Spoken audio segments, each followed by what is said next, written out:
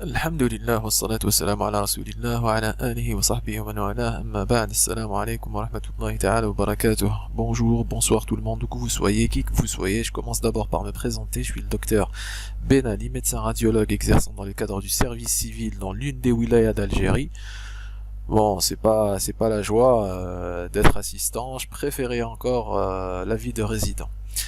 Alors, sans trop tarder, euh, pourquoi j'ai décidé de faire ces vidéos après une longue période d'absence? Je crois que la dernière remontait à il y a 4 ans, à 5 ans, lorsque j'étais en deuxième année.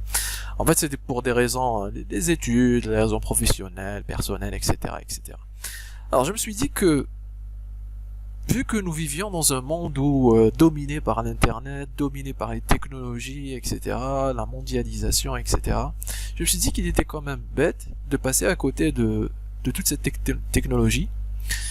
Et comme le savoir n'a jamais été aussi propice au partage, comme la connaissance n'a jamais été aussi accessible, je me suis dit que pourquoi ne pas en faire profiter nos plus jeunes, les résidents. Et donc à la demande de nos jeunes résidents, j'ai décidé d'entamer une série de vidéos qui vont traiter de plusieurs thèmes.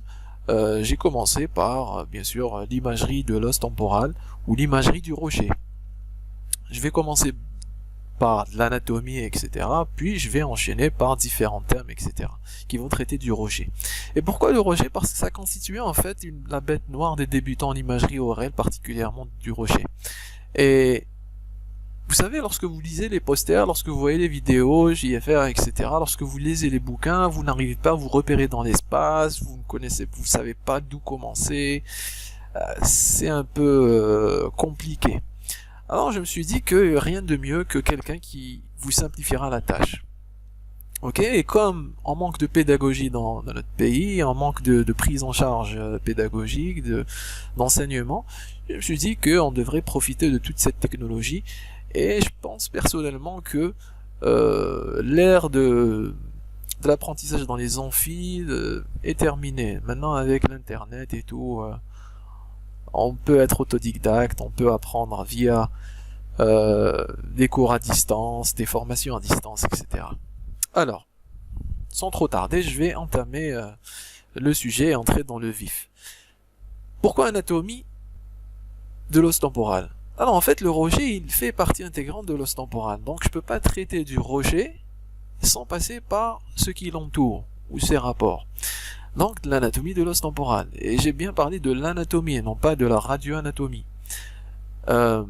Pourquoi? Parce que la radioanatomie découlera de soi. Si vous comprenez l'anatomie, la radioanatomie sera encore plus facile. Et pourquoi j'ai dit utile? Parce que je vais me limiter aux notions qui nous serviront, nous, en tant que radiologues. C'est-à-dire que j'aurai pas besoin de citer ou de décrire le sillon de l'artère temporale, l'empreinte de l'artère temporale sur l'écaille, etc., qui en a rien à faire. Je vais citer uniquement les éléments qui auront du poids lors de la prise en charge radiologique du patient. Et je pars toujours du principe que lorsqu'on aborde un organe ou un domaine en particulier, il faut toujours l'aborder en vue globale, globalement, puis entrer petit à petit et s'approfondir dans les détails. Alors en anatomie utile de l'os temporal. C'est quoi l'os temporal? L'os temporal, c'est ce qui est représenté ici sur cette image en bleu. Alors moi au départ je croyais que c'était ça l'os temporal, alors que non. J'ai découvert plusieurs choses lorsque je me suis intéressé quand j'étais résident à ce domaine. L'os temporal, ce qui est représenté en bleu, est entouré par l'ensemble de ces structures colorées, ces pièces osseuses. Alors il constitue l'un des segments qui vont constituer la voûte crânienne. Il est limité en avant par la grande aile du sphénoïde. Oui, le sphénoïde constitue une partie de la voûte du crâne. En haut, il est limité par et en rapport avec l'os pariétal, en arrière et en bas par l'os occipital, et il se prolonge en avant vers la face, vers l'os zygomatique. Alors, comme je le disais au début, je croyais que l'os temporal c'était ça, alors que ça s'appelle l'écaille temporale. Jusqu'à ce que je découvre que l'os temporal, en fait, il est formé, ou il résulte de la fusion de 5 noyaux d'ossification, c'est-à-dire qu'il y a 5 pièces osseuses qui vont former l'os temporal. C'est quoi ces 5 pièces osseuses? Ce sont les pièces que j'ai énumérées ci-contre, et que je vais citer une à une. Alors, la première pièce osseuse qui va constituer l'os temporal, c'est l'os squamal, qu'on appelle communément l'écaille temporale. Juste en dessous de l'écaille temporale, on retrouve l'os tympanal, ce qui est représenté en bleu, cette sorte de petite gouttière osseuse qui va entourer en bas, en avant et en arrière le conduit auditif externe. Hein. Donc, lorsque vous mettez le doigt dans l'oreille, hein, lorsque vous curez les oreilles, c'est lorsque vous palpez en bas, en arrière et en avant, c'est l'os tympanal que vous palpez. Hein. Faudra vous mettre ça dans la tête. Et vous avez la troisième pièce osseuse qui se prolonge avec l'écaille temporale, c'est l'os mastoïdien ou la mastoïde, qui est connu pour sa large pneumatisation. La quatrième pièce osseuse, c'est ce petit processus styloïde. Et enfin, la cinquième pièce osseuse, qui est le cauchemar des débutants en imagerie ORL, c'est l'os pétreux, ou appelé plus communément le rocher. C'est un véritable rocher. Alors, on va commencer par décrire les différentes pièces osseuses, une à une, avec plus ou moins de détails. L'os squamal, en fait, ou l'écaille temporale, est divisé en deux portions. Une portion représentée en rouge, qu'on appelle la portion verticale, ici. Cette portion verticale est représentée sur le plan sagittal, elle va être en contact direct avec le lobe temporal cérébral. Et vous avez aussi, elle est en rapport avec l'os pariétal en haut, et la grande aile du sphonoïde en bas. Et elle se prolonge en arrière par la mastoïde. Cette portion verticale est située au-dessus d'une autre portion de l'écaille temporale qu'on appelle la portion horizontale, que vous voyez représentée ici.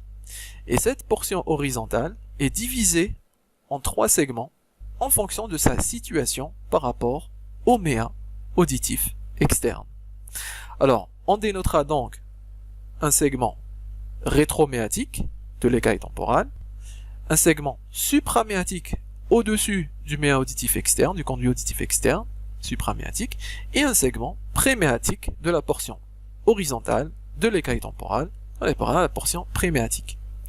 Cette portion préméatique a la particularité de se prolonger en avant et de s'articuler avec l'os zygomatique via le processus zygomatique de l'os temporal, qui va s'articuler avec le processus temporal de l'os zygomatique, et c'est à ce niveau qu'on trouvera souvent des fractures chez les sujets victimes de CBV, de coups et blessures volontaires, d'accidents, puisque c'est des segments qui sont très fragiles.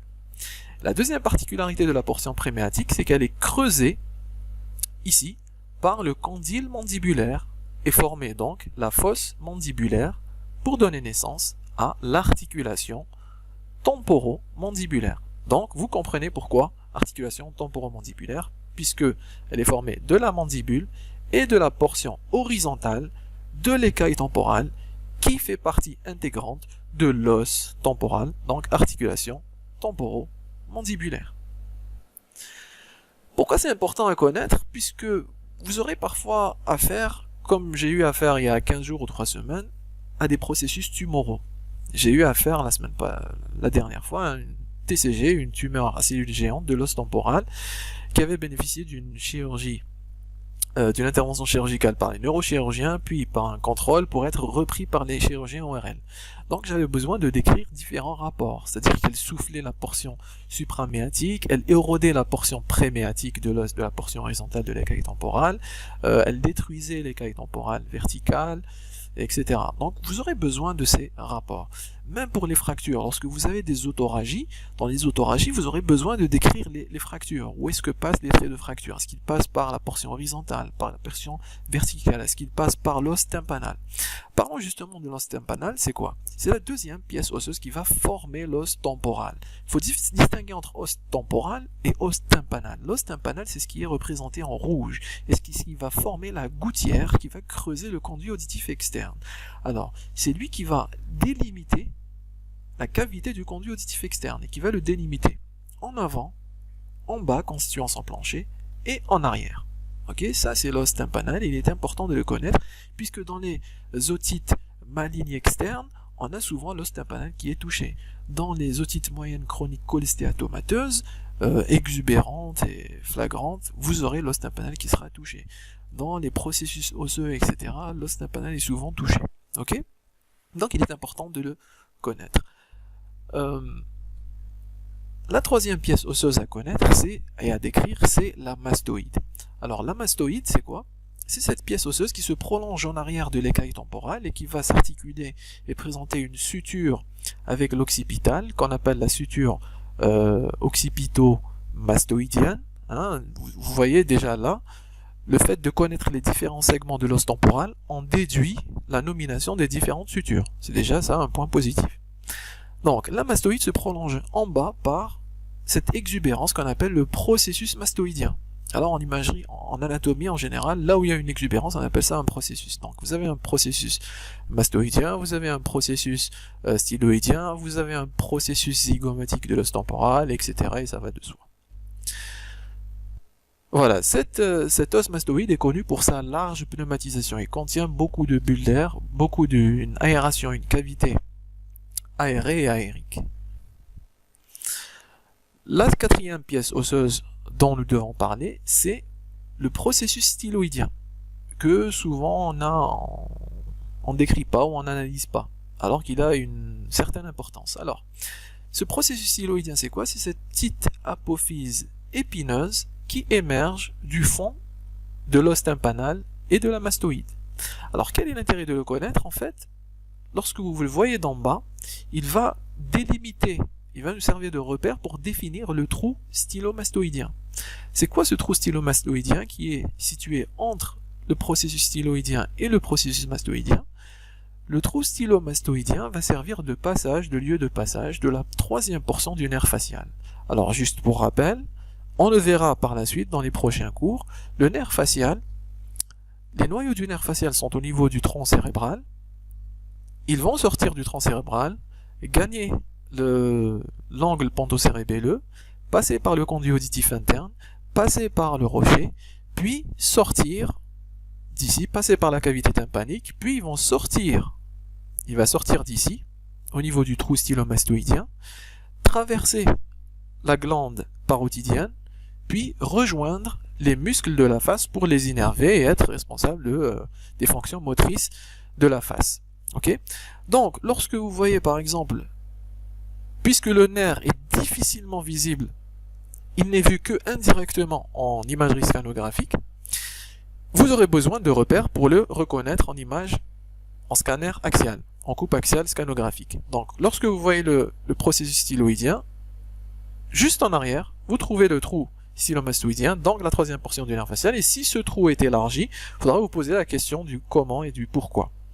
Si par exemple, une personne se présente pour une paralysie faciale d'un côté ou d'un autre, et que vous trouvez un trou élargi, il s'agit probablement d'une tumeur qui touche le nerf périnerveuse, un schwannome, un neurofibrome ou autre chose. Si par exemple vous avez une paralysie faciale post-traumatique, que vous trouvez un trait de fracture qui passe par ce trou, c'est que probablement votre nerf est atteint du fait de cette fracture. Ok? Donc, ça nous sert à pas mal de choses. Mais il faut savoir l'utilité de ces structures anatomiques, de la connaissance de ces structures anatomiques.